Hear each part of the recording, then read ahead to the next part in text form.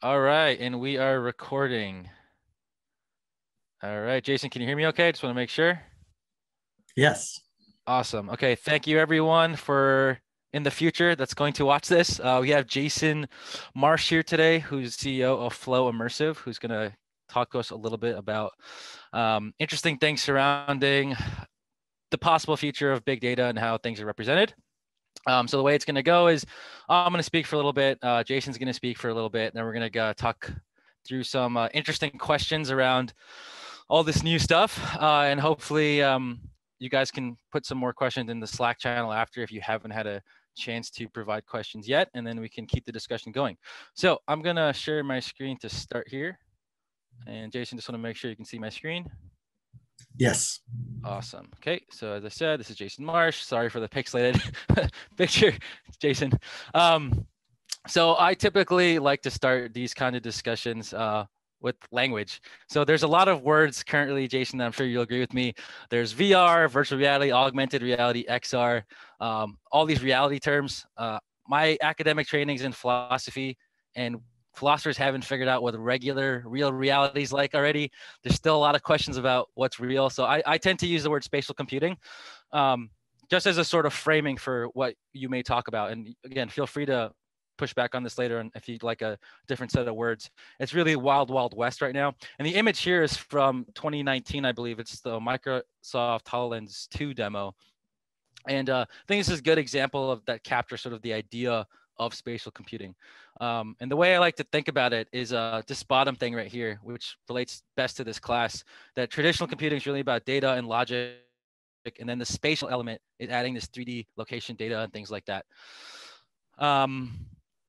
And just so people understand, if you've never seen any of this before, some of the technology involved, there's on the HoloLens 2 at the very least, there's a lot of cameras, there's a lot of depth sensors, things like that, and it basically allows you to understand the physical world using these cameras and these depth sensors. There's sometimes even hand tracking involved, and so this is from last 2 years ago, almost year and a half, not too long ago, and this is stuff that is moving fast now.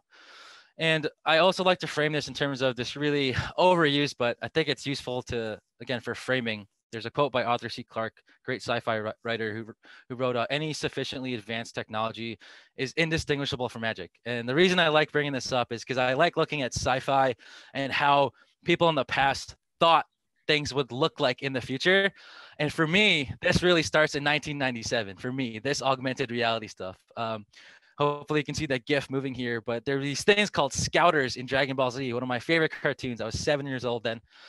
And it allowed you to look and analyze someone's power level, right? And there's like a famous meme that came out through this called, his power level is over 9,000.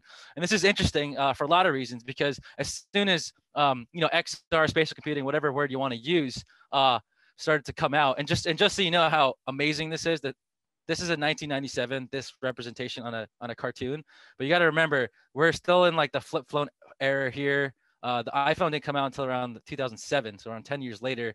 And as far as where we are in 1997, Google is like just coming. We're still in dial-up world. So this is a pretty interesting representation in 1997 of what future tech might look like. But again, 20 years later, in 2017, a company based out of Japan, they were probably thinking the same thing that I was. Wow, like this AR stuff's not, there are ways of talking about it and representing it in the past. And of course, this came out in 2017, which tried to capture this real thing. So going from magic to real technology. But again, parallels are fun and cool, but where's the practical use? I mean, you can use this at home. It's fun. It's, it's cool, but what can this actually add to human society in a variety of ways? And this is why I go back to this quote and I look at some better representations. So in Star Trek, right? So this is in 1994, 3 years before that Dragon Ball Z thing. In the show, it's the year 2371. And I like this example for a lot of reasons. So this is stellar cartography. It's a room in Star Trek where they're mapping all the, the data around all the stars in the universe, things like that. And I like to ask this question, whether this is or isn't spatial computing. And you'll see here again that the way that they move around the space, and it's sort of things are wrapped around them. So you'll see like Picard walking off, right? So here's an interesting one. This is 1994. Then in 1997, the same year as Dragon Ball Z, there is something called astrometrics in Star Trek Voyager. And there's a great quote that opens the episode where the Captain Janeway says, "Space, the great unknown. Only now we're going to know it a little bit better." And the idea here was that there's a lot of data, and she then follows up and says, "So how the hell does it work?" And then one of the characters says, "Astrometric sensors measure the radiative flux," whatever that means, "of up to 3 billion stars simultaneously. The computer then calculates our position relative to the center of the galaxy." So if that's not a good, proxy for what big data might mean, I think I don't know what is. So you'll see here again, it's still something that's like wrapped around them, and the people are sort of just staying static in one place, controlling things. Now I want to bring it back to my last slide here. This is from last year, which I find really interesting. So this is Star Trek Discovery. And it's a very, again, similar thing. Star Trek was always forward looking in how they represented what humans in the future might do with cool tech in a very practical way in space. And just a lot of things that you'll notice from the differences here in terms of how they're moving, how they're interacting with data, things like this. And again, this gets back to the question of magic and actual real technology. And just for general framing before you go, Jason, I like to just look at these two examples here and see how are these representations of spatial computing, or whatever you want to call it, how are they different and how are they the same? How do we move our bodies in space, and what kinds of interactions are we doing? And how does it help us make meaningful decisions with this crazy amount of data that we have? So with that, Jason, I'll let you first, if you want to respond, or just take it from there. The floor is all yours. And by the way, I'm a huge Star Trek fan. Star Trek background, Star Trek t-shirt, Star Trek mug. Star Trek's awesome. I can tell. All right. So yeah, really interesting introduction. What I'm going to talk mostly about is data in relationship to spatial computing, and assume that you can get a pretty good read on where spatial computing is just in the popular press these days. My name is Jason Marsh, and I'm the CEO of Flow Immersive. And the core thing we're doing, I just want to be clear, what is it that it is about? It is bringing better data communication to the world. So a lot of great use cases in the world around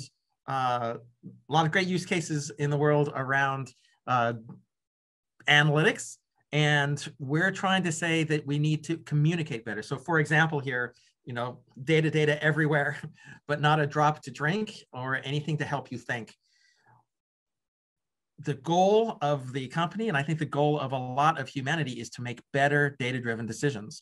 We've got some really serious, complex problems as a species, are both globally in public policy and as enterprises. And these are complex problems. So how do we help people make better data-driven decisions? Tableau and Power BI are fabulous tools for doing data analytics, for data scientists to take the time, hunt through massive data sets, and find the insights that can help make decisions. But then what happens? Very often a dashboard gets created, or maybe you copy and paste into PowerPoint. And that does not actually reach our goal of making data-driven decision-making, because you lose all of the power of the data when you disconnect it from the source. For example, it's very difficult to show 4 dimensions simultaneously in PowerPoint. You continually are flipping from slide to slide, and the mental model that your audience is building is only as good as their ability to remember all those slides and try to put it all together.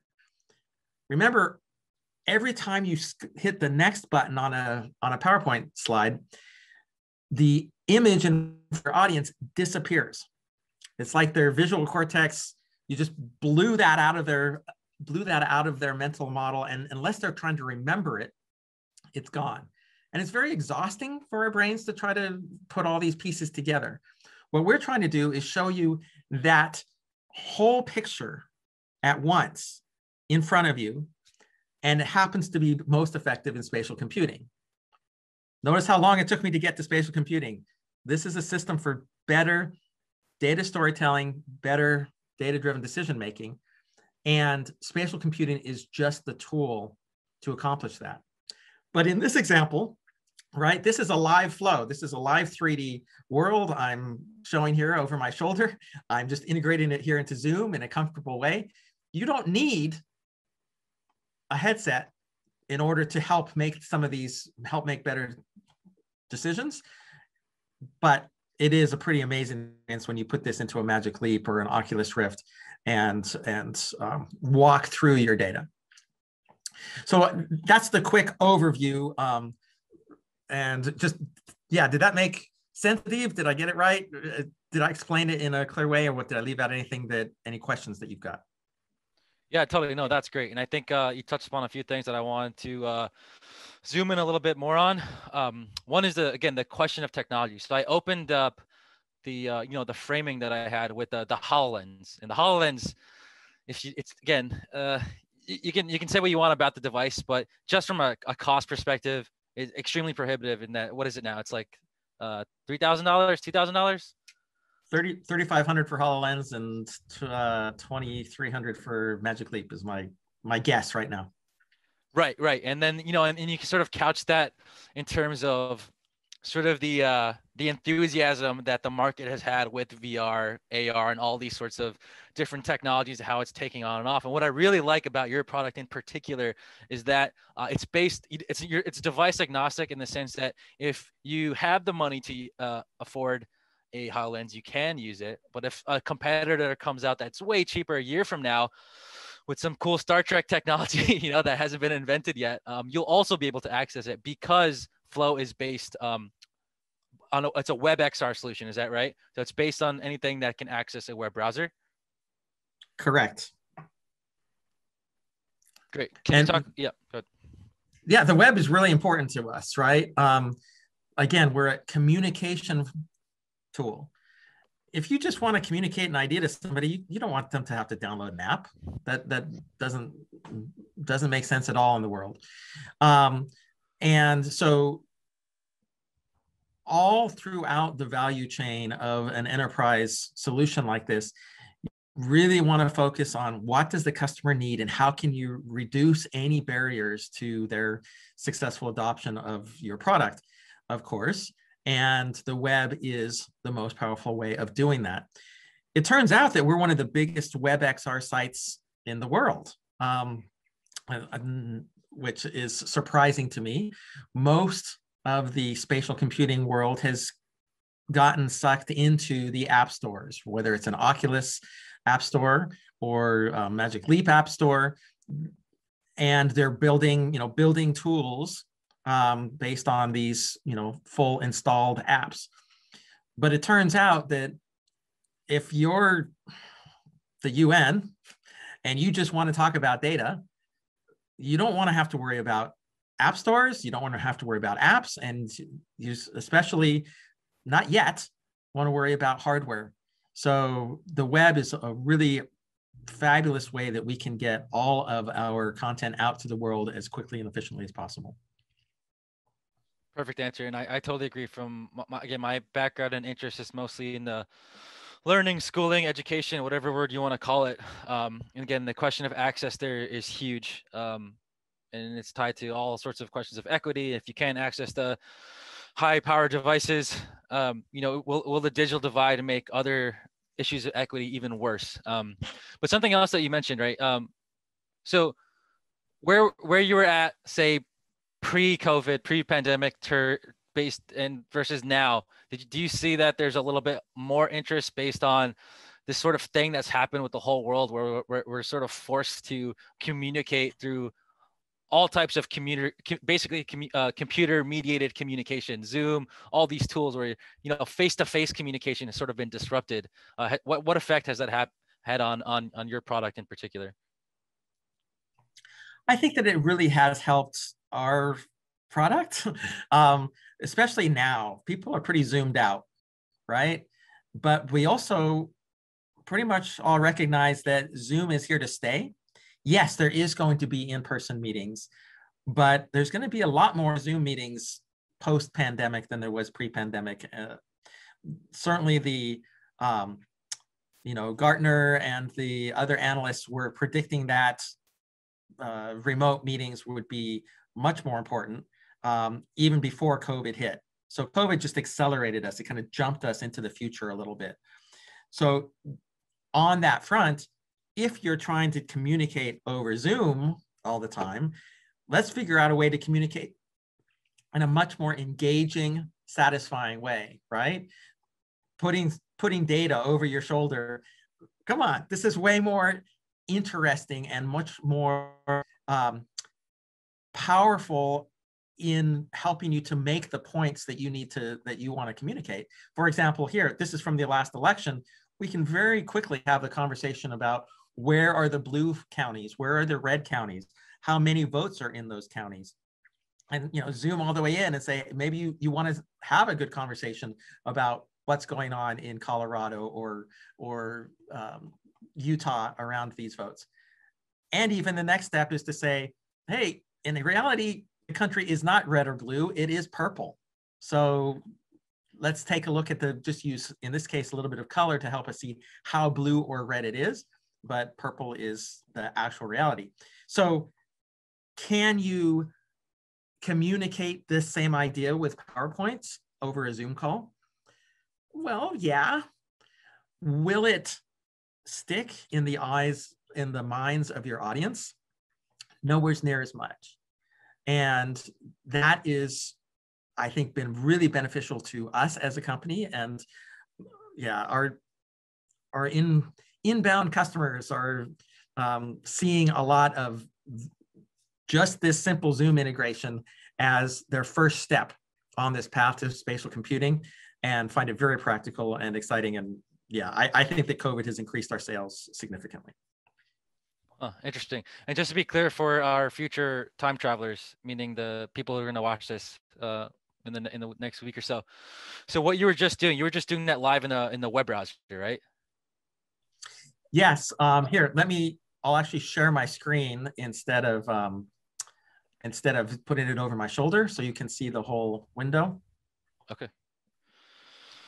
And this is our at a.flow.gl. You can see some featured flows, and literally what I'm doing, see, I'm in the full browser here.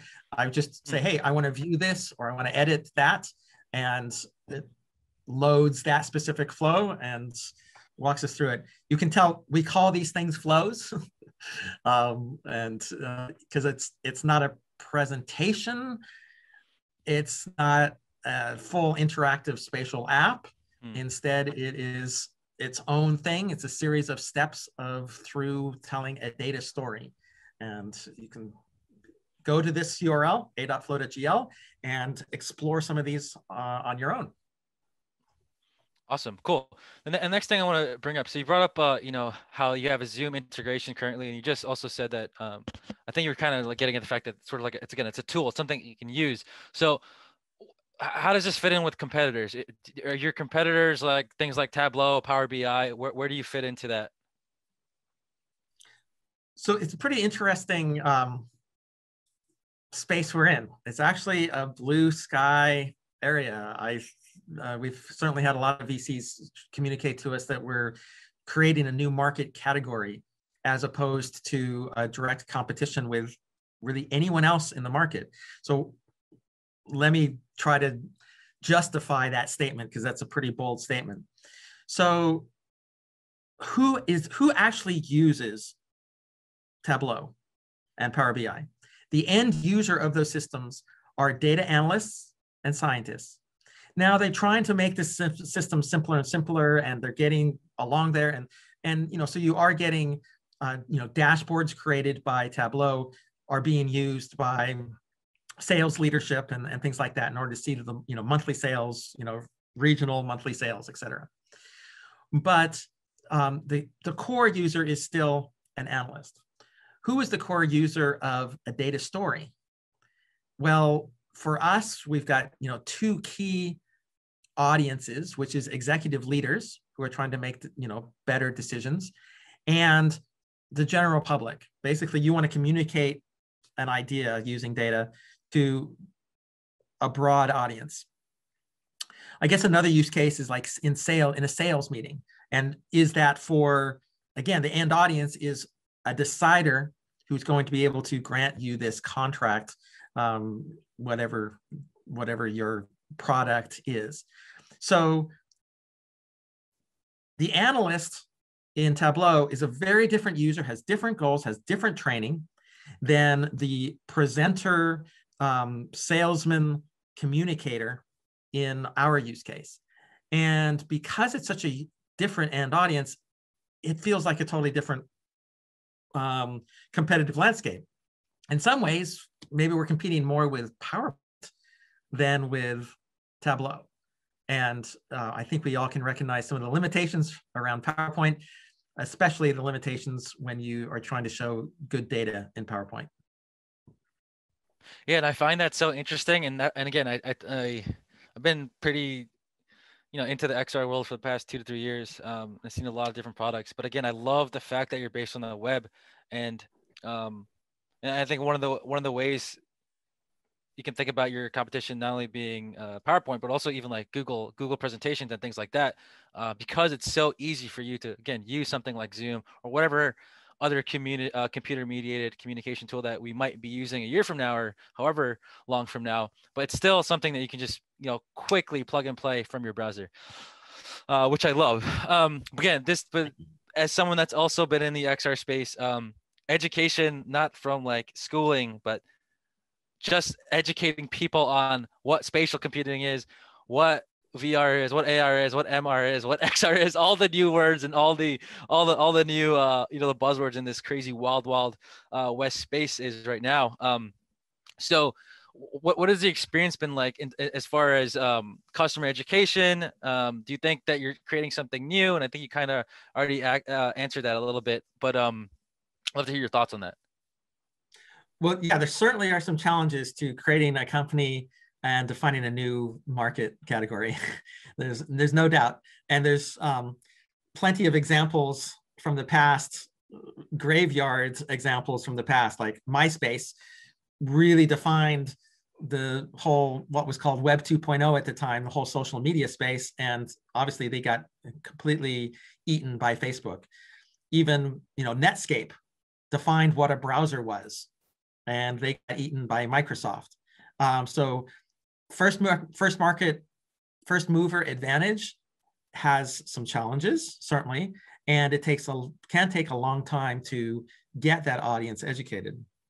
For us personally, we founded the company 5 years ago and thought that we were doing something more like the PowerPoint of VR than a general purpose data storytelling tool. About a year ago, just pre-pandemic, is when we pretty much stopped talking about VR in our marketing materials. We focused on our flat screen experience. We focused on our ability to use your phone to walk through the content in augmented reality. We can show an example of that if we have time. But by stepping away from the spatial computing focus, I guess, that has been a huge help in our business. The way we think about ourselves is we think of spatial computing as this road, right? And the simplest step on the road is to start doing 3D content. And at the far end of the road is an augmented reality headset, or maybe augmented reality contact lenses like Mojo Vision.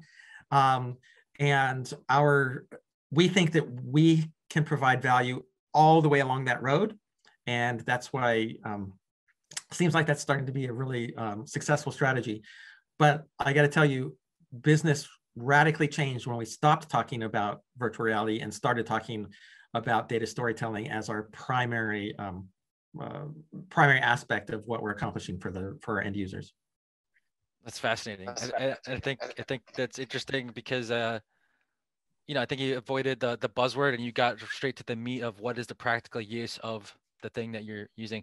So another quick question, you keep using spatial computing, and I wasn't sure what language you typically use. Do you tend to use Spatial computing. Do you like XR? Do you like mixed? Like, what do you typically use when you talk about this?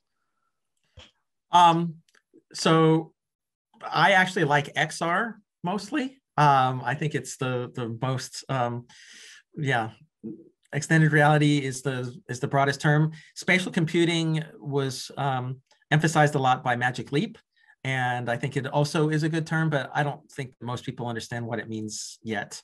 But then again, like I say, we talk more about data storytelling than any of all of those two-letter acronyms. Right. Interesting. So a couple. Yeah, good. I'm going to interrupt. Yeah, let me show you another example that I think you'll find interesting. So I'm going to share screen, and okay. My next question was actually to ask you for more examples, which is great. Super. So this is Michael DiBenigno is a co-founder of the company. He's on TikTok as the .data.guy, and he has been using flow. This is a screen capture off of a phone by showing flow in his living room. This example is actually showing how COVID spreads based on something called R value and K value. And just to talk about the content for 1 second, the first example just shows that each individual is infecting one or two more individuals. This second example is showing that one individual is a super spreader and affects 16. And then each one of those only affects one or two. And then that goes on for a couple of cycles. And then eventually you hit another super spreader event, which is like this step. And you end up with a very different looking structure in the data that gives you a pretty powerful impression of why super spreader events are so important to avoid in this case. I would definitely consider this spatial computing. It's actually really great fun to walk around the data, to be inside of it, even just holding your phone or your tablet in front of you. And it really resonates with an audience. This has 325,000 likes and I think 2.2 million views, which is a really powerful way to communicate to a broad audience both our use case, why spatial computing matters, but also the specific content about why to avoid being a super spreader yourself. That's so interesting. And this is why I love these two examples, because if you look at the example from 1994, right? They're in a sort of like a domed kind of thing, but they're still stationary as users, like physical human beings. They're not moving. The data's moving around them. But in this new Star Trek one, you'll see like the way that they collaborate and they talk around the data, their body language. If you watch the whole clip from 2020, I think it's very uncannily so you're on that Arthur C. Clarke, cusp of magic and technology, because it's I don't know if Star Trek knows about you guys, but the writers or anything, but it's really interesting to see that the idea of you walking into the data rather than it being something that like surrounds you. Yeah, and let me describe that for a sec, because so what we're doing, especially with augmented reality, you put on a Magic Leap headset, and then you literally, your hands are free and you can interact with the content. It's, in a way, it's very familiar to our audience. They've seen it in 100 sci-fi movies, as you're describing, right? So much of the time, the presentation, the information presentation part of a sci-fi movie has an augmented reality information or data presentation. So our audiences are familiar with how that could look and would look. But then when they see their own data in it, whether it's the UN or the World Bank or Intel or Deloitte, they see their own data and they're interacting with it themselves. That is the true mind-blown aspect of the content. People still think of this as sci-fi. It's going to happen someday. Oh, it's cool to be able to do that in movie effects. But literally, we can get some basic data into a flow published on the web within 2 minutes. Start with a spreadsheet, and we can show you what that content looks like and anybody in the world can see it within 2 minutes, is the mind-blowing part of this. It's practical, it's real. I've been in enterprise software for 30 years. This is not a game. This is about actually getting your work done and helping your audience really understand something much more deeply than they would be able to on a typical flat screen presentation. I love that. And I want to bring up something that you just said. So my actual background is in gameful learning, playful learning. There's a million words, but you know, it's funny that you said it's not a game, but something that I do in some of the, you know, my freelance consulting work, sometimes I call myself like a play-based consultant. And it's the idea of bringing play back into serious work. And there's something about something that you can do in flow in terms of interacting and like tinkering and moving it around that you can't do with pieces of data on 2D screens, like on a PowerPoint or something. What have you found from just the users that you've that from the use cases that you've already done? What have you heard about them saying that their ability to you know, manipulate the data in real time and move things around, and for me, that's get back to play. Well, the core thing is, if you want to connect with an audience, it's really great for them to be able to play simultaneously. And we do have a multi-user version where everybody can be in this space simultaneously with an avatar and a laser pointer. So giving people just that level of interaction, self-exploration, instead of standing back and having the presenter be the only one who's some authoritarian, you know, model that's going to tell you exactly what to think and when to think it. It's, to use the educational, you know, phrase, it's much more like the presenter becomes more of a coach on the side instead of a sage on the stage. And that really helps integrate a more conversational quality to the meeting. So that interaction is very important. The second thing is, we hinted at this, you know, what is cool, right? And what we're doing is cool. And very often, you know, a customer within the first, you know, we present our little, you know, story for 3 minutes and show them the first example. And the first thing they say is, "This is cool." And pretty much my response is, yes, but what is cool? Cool is a scientific term. Cool is that great skateboard trick. Cool is Tony Stark flicking atoms in Iron Man. It's mastery and control over your information, over your data, over your experience. And when we bring that mastery and control into a collaborative environment, it's efficiency. You can communicate more quickly, more deeply. You can help people build a mental model of the forest, the big picture, and the trees, all the detail. And so by the time I get done explaining that cool is a scientific term, that we don't sell on cool, we sell on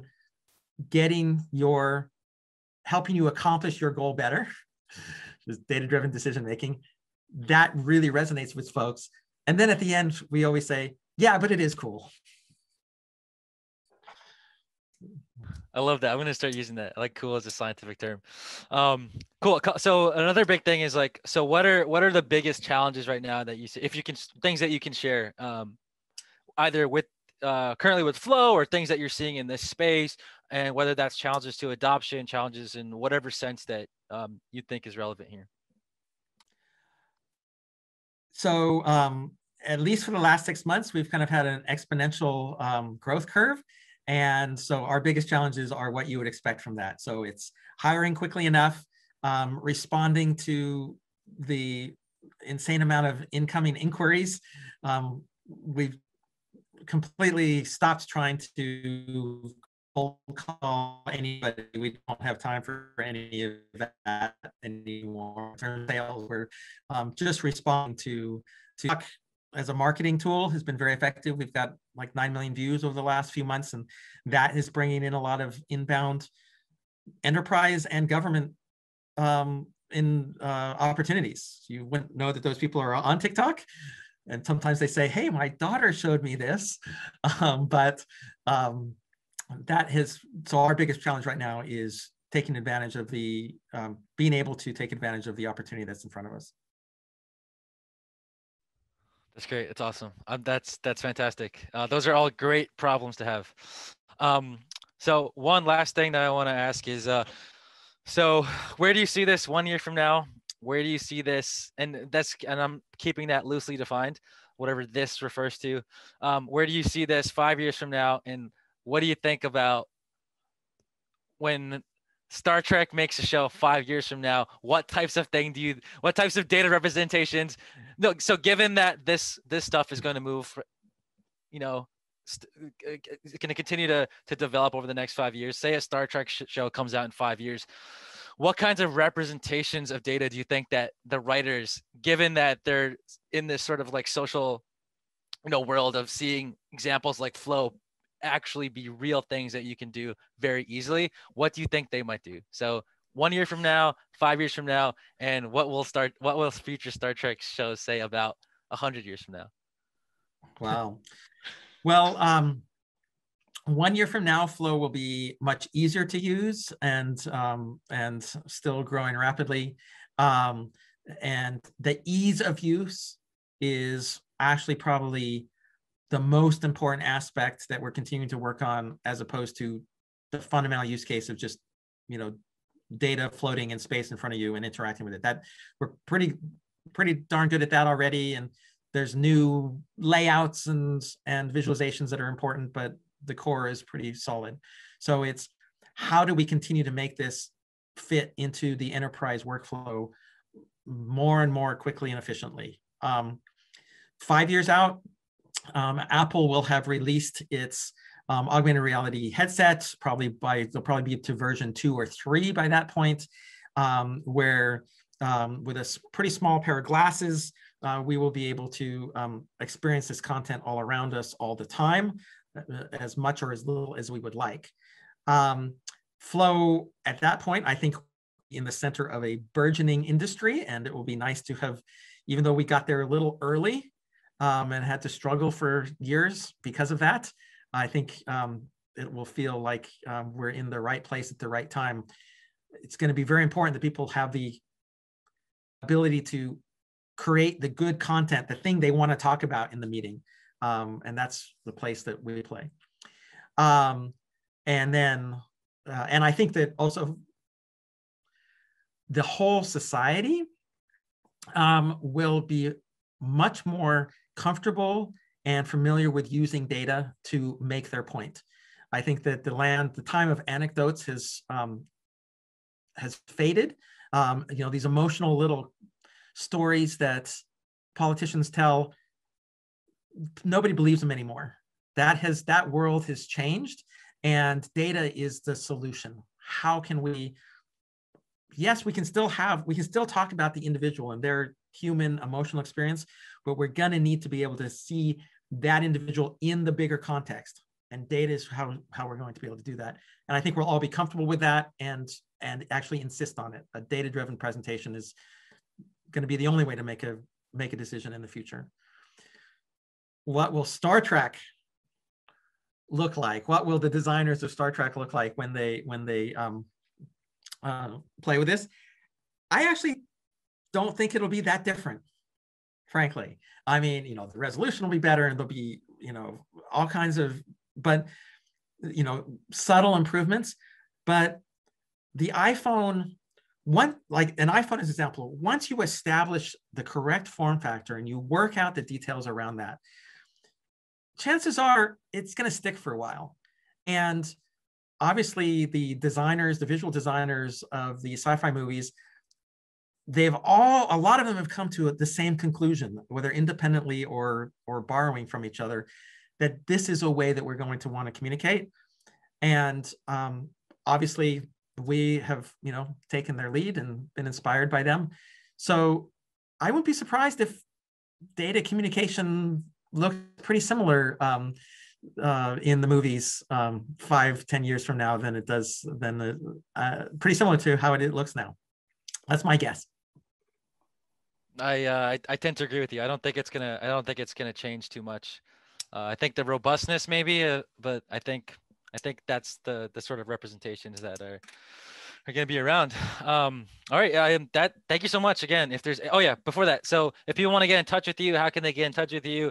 I'm sure we'll get questions. Are you hiring? I know you have so much, people already reaching out to you, but just anticipating questions from some of the students in the class. Sure. Our website is flowimmersive.com. All one word, flowimmersive.com. And you can see more examples there, and also find Michael DiBenigno's TikTok, so you can see dozens and dozens of examples there. And there's a contact us form on the website. It's probably the best way to get in touch, or send us an email at info@flow.gl. But just use the website, be great. Yes, we're looking for data scientists, data storytellers, designers, coders, business people, but particularly always interested in talking to you about your use case, how you think this might apply to the big meeting you've got coming up, and how you might be able to communicate more effectively, especially if you've got some data behind your story. So yes, please get in touch. We'd love to figure out a way that we can learn from you and build something great together. Great. And piggybacking off of that, so in terms of like the tech stack, what coding languages would you look for in potential candidates? What are you using currently? I don't think we touched upon that at all. Oh, it's entirely a JavaScript based. It's a full stack JavaScript based environment. Node, 3JS, Vue, front end. So all JavaScript and its variants is our stack. Okay, great. And if there's any last things you'd like to say? I think I kind of just gave you a good conclusion a moment ago. It's all about data-driven decision making. Let's not get lost in the spatial computing XR VR. Right. It's about making a difference and helping humanity solve some of its big problems and with complex solutions. I completely agree. That's why I love I love your product so much. All right, so I'm gonna end the recording here. Stick around for a second so we can chat. All right, everyone. I hope you enjoyed that. I'm gonna post this soon. Feel free to ask questions and discuss on Slack after that. All right, thank you. All right, let me stop.